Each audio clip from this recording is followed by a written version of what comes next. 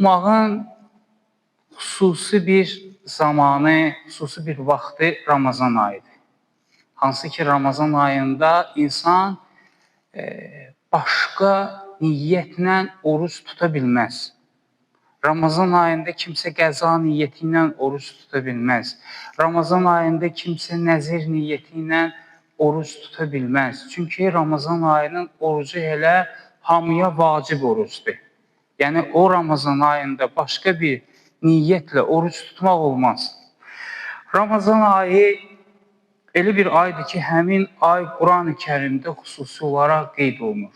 Bilirik ki, Quran-ı Kərimdə Allah Teala buyurur, Allah yanında ayların sayı 12'dir. Amma yalnız o aylar içərisində Ramazan ayının adı Quran-ı Kərimdə keçir. 12 aydan heç bir ayın adı Quran-ı Kərimdə keçmir. Quran-ı Kərimdə Allah Teala buyurur, Şəhru Ramazan, Ramazan ayı, Əlləzi unzilə fihil Quran. Ramazan ayı ki, Quran-ı Kərim də Ramazan ayında nazil olmuşdur. Ramazan ayı var.